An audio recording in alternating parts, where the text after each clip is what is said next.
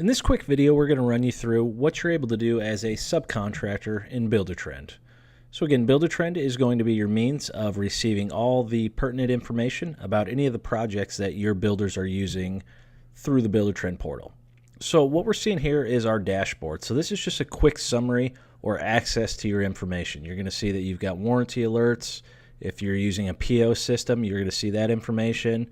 You'll have any to-dos that you get assigned to, a work schedule snapshot, and the ability to reference any comments that have been pushed through if you're involved in that discussion.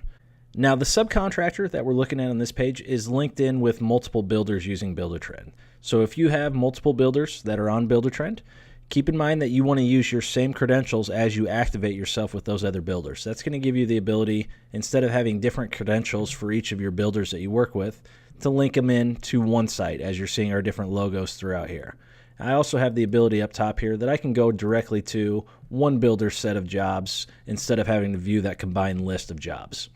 Now, once I decide that, to view the information in Buildertrend is as simple as viewing it one project at a time. So on this left-hand side, if you want to view information about 11204 Morgan Circle, once I click on that project, my dashboard is specific to that, and then so are each of my tabs on the top of the program, excluding the bids tab. The bids tab is not job specific. It's going to allow you to see all bids no matter what job you're selected on. So I can view information one job at a time, or if I want to use the all 13 listed, each of my tabs from job info on over will give me information about all of those projects at one time. Now, your bids tab is exactly that. You're going to receive information every time that a bid package is released. You're going to receive an email, and in that email there's always an activate button that you can hit to go directly to the bid package or the schedule item. Now, if you don't have that email, you can always log in and just go to your bids area, and in here you'll see that you have all of your open bids. We'll also classify your won or lost bids and then give you the comprehensive list of everything. On this portion, you can see that if there's a deadline date, you can reference those deadline dates.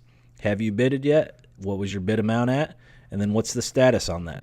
So if we need to reply to any of this information, we can simply click on one of the bid packages, and then we would have our information to plug in what the cost is going to be for the footings and foundation, any notes, and the ability to add files or ask questions if they come up at any point.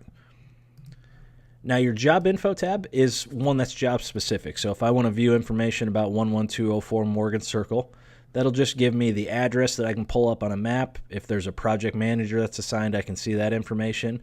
And if there's any specific notes for me on this job, if there's a lockbox code or anything else, I would be able to reference within the job site notes.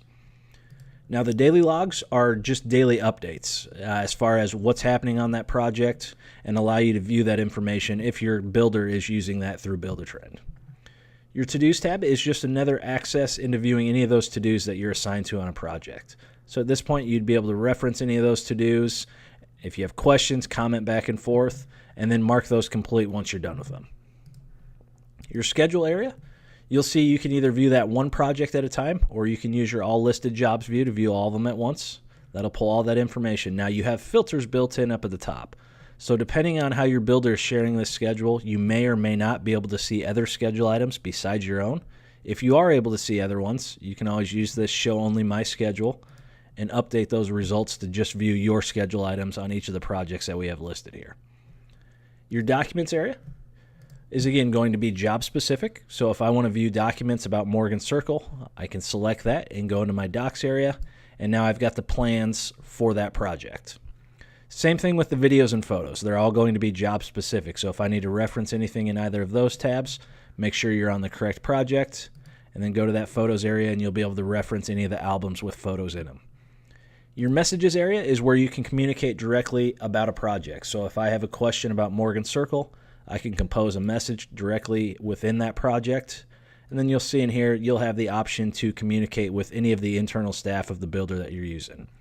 You'll also see that you have a plus button on the outside where you could add external email addresses. So if there's anybody that's not on Buildertrend that you need to email about this project, you could still itemize it within there.